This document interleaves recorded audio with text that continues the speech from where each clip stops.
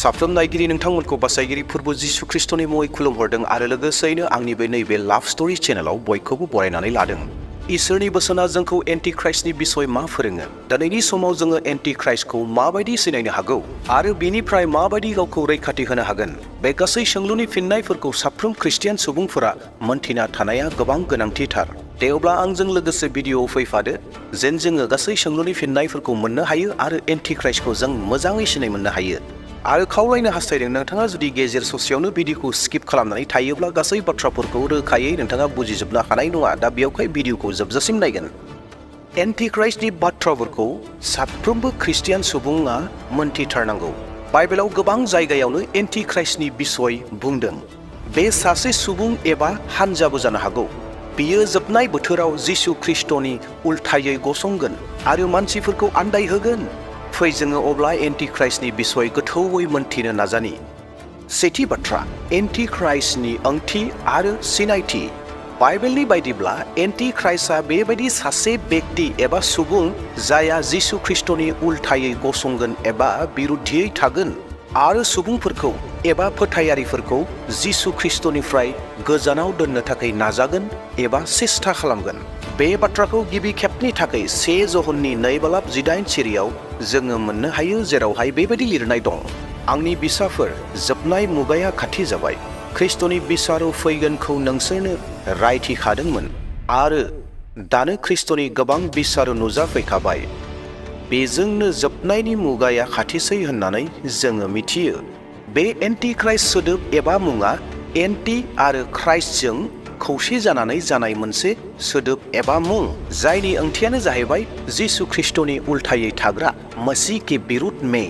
बे सुबुं एबा हानजाया सैथोनि उल्थायै खामानि मावगोन आरो नंखायखौ फोसावगोन।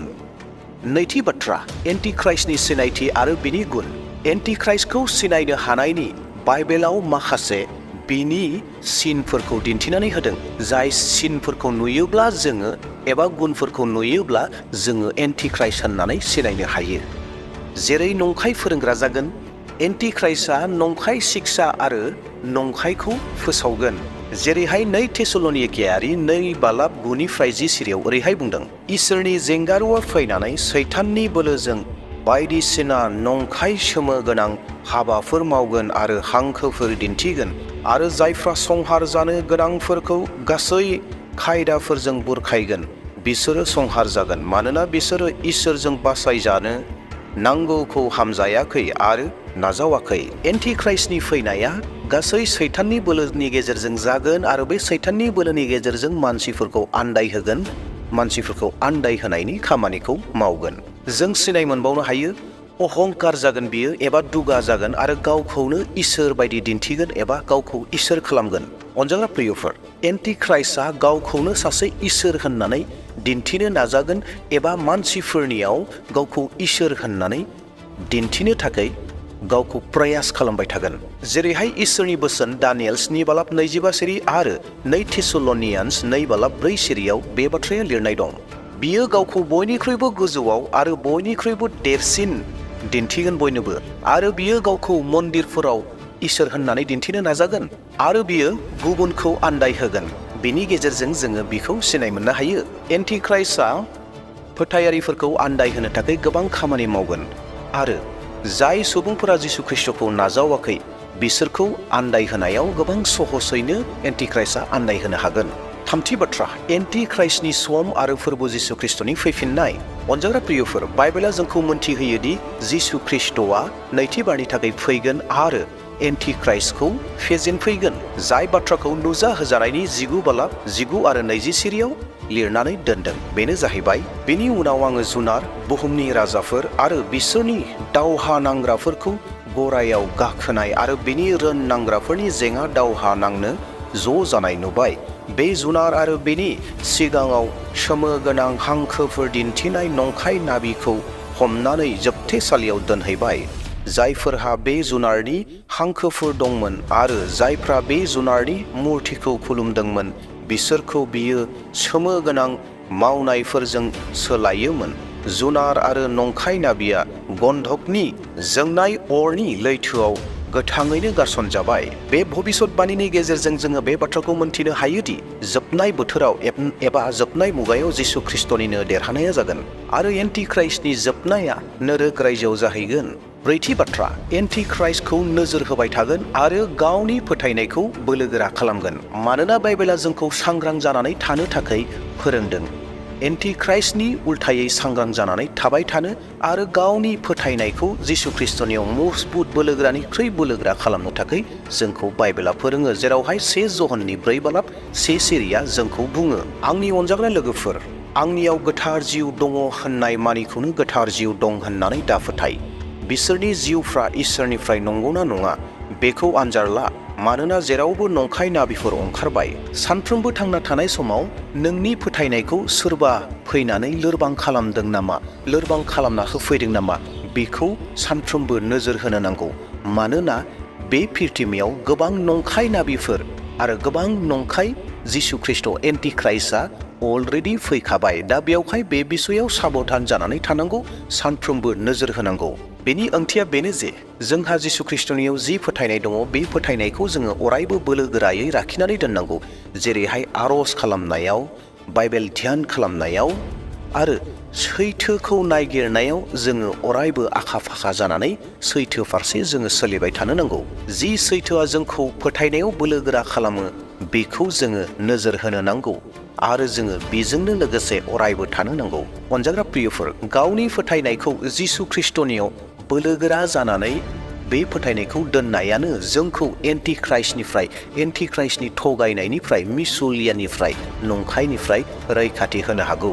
बाथि बाथ्रा बेनो जाहैबाय गावखौ माबायदि बासायनानै लाखिनो हागौ। बाइबेलाव जोंनो माखासे राहाफोरखौ दिन्थिनानै होदों, जि राहाफोरखौ मावोब्ला खालामोब्ला एन्टिख्राइस्टनिफ्राय जोङो गावखौ रैखाथि खालामनानै लानो हागौ एबा बासायनानै लानो हायो। बे बिसयखौ बाइबेला जोंनो फोरोंदों। जेरैहाय आर'ज खालामनाय आरो बाइबेल अध्ययन खालामनाय। गावनि फोथायनायखौ बोलोगोरा खालामनो थाखाय जों सानफ्रोमबो बाइबेल अध्ययन, बाइबेल ध्यान खालामनो नांगौ आरो आर'ज खालामनो नांगौ। बेनि गेजेरजों जोंनि जिथु फोथायनाय बे फोथायनाया बोलोगोरा जायो। बेनि उनाव अराय सैथोआव सोलिनाय। अनजाग्रा प्रियफोर, जिया सैथो बै सैथोआव जोंनि गोसोखौ अरायबो दोनबाय था आरो सैथो खामानिखौ नायगिर आरो सैथोआ मा बेयावनो थाबाय था आरो सैथोखौ माव। आरोबाव गावखौ एन्टिख्राइस्टनिफ्राय हमथानो हानायनि राहायानो जाहैबाय जों गावखौ खौसेथियाव दोननाय। जों अरायबो सानफ्रोमबो खौसेथियाव थानो नांगौ। जों साफ्रोमबो जिसु ख्रिस्टखौ सिनाय मोननाय व्यक्तिफोरा जिसु ख्रिस्ट सिनाय मोननायजोंनो जोङो खौसेथि जानानै इसोरखौ खुलुमनाय सिबिनायखौ जोङो खालामनांगौ आरो बे इसोरखौ खुलुमनाय सिबिनाय खालामनायनि गेजेरजों जोङो गावखौ जौगाहोलांनो नांगौ आरो जों खौसेथियाव थानो नांगौ। खौसेथियाव थायोब्ला एन्टिख्राइस्टआ जोंखौ नस्थ' खालामनो हाया एबा जोंखौ आन्दायहोनो हाया। दथि बाथ्रा, जिसु ख्रिस्टनि बुंनाय बाथ्रा आरो आशीर्बादखौ नाजाव एबा फोथाय। जिसु ख्रिस्टआ बुंदोंमोन दि गावनि सुबुंफोरनि थाखाय एबा गावखौ फोथायग्रा सुबुंफोरनि थाखाय जिसु ख्रिस्टआ थामथिम जागासिनो दङ होननानै आरो जोबनायाव बिनि बुंनाय गासैबो बाथ्राफोरा जाफुंगोन। बाइबेलनि फंफ्रोमबो बाथ्राफोरा, बोसोनफोरा जोंनो बे मिजिंखौ होयोदि जि समावनो एन्टिख्राइस्टनि गोबां खामानिफोरा बांगोन बै समावहायबो जिसु ख्रिस्टनि सहाय, जिसु ख्रिस्टनि अननाय अनुग्रहआ जों साफ्रोमनि सायाव थागोन। बेनिखायनो अनजाग्रा प्रियफोर, जोंनि जिथु फोथायनाय बे फोथायनाया जिसु ख्रिस्टनियाव लागारबो थानांगौ आरो बे फोथायनायखौ लानानै जोङो गोगोमै गसंथानो नांगौ। एन्टिख्राइस्टखौ लानानै आरो बिनि खामानिफोरखौ नुनानै एबा मोनगोनखौ मोनथिनानै गोबां मानसिफोरा गोबां गोसोआव गिनायफोरबो दं।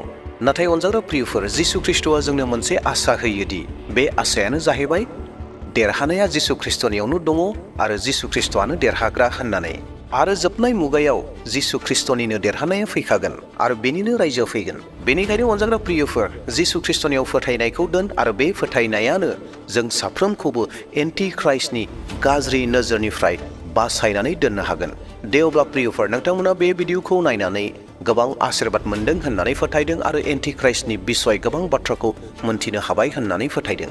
दे अब्ला नायगिरि नोंथांमोन, फैबाय थानाय समाव बेबायदिनो सोमोनांथाव इसोरनि बोसोनखौ खोनासंबाय थानो मोनथिबाय थानो नोंथाङा जुदि चेनेलखौ दासिमबो साबस्क्राइब खालामाखैब्ला चेनेलखौ साबस्क्राइब खालामना लादो जेन फैबाय थानाय समाव नोंथाङा सोमोनांथाव इसोरनि बाथ्राफोरखौ मोनबाय थानो हायो आरो लोगोसेयैनो खावलायनो हास्थायबाय नोंथाङा दासिमबो जुदि लाइकखौ होआखैब्ला मोनसे लाइक होनानै होदो नोंथांनि लाइक होनाया आंखौ गोदान भिडिअ लाबोनो थाखाय गोबां थुलुंगा होयो आरो लोगोसेयैनो बेफोर बाथ्राफोरखौ जोंनि साफ्रोमबो फोथायारिफ्रा मोनथिनांगौ होनना सानदोंब्ला नोंथाङा बेखौ शेयार खालामनानै होदो दे अब्ला इयुननि समाव फैफिनबावसिगोन दिनैनि थाखाय बिसोरनो बिदाय लाथ'बाय थेंक इउ प्रेज द लर्ड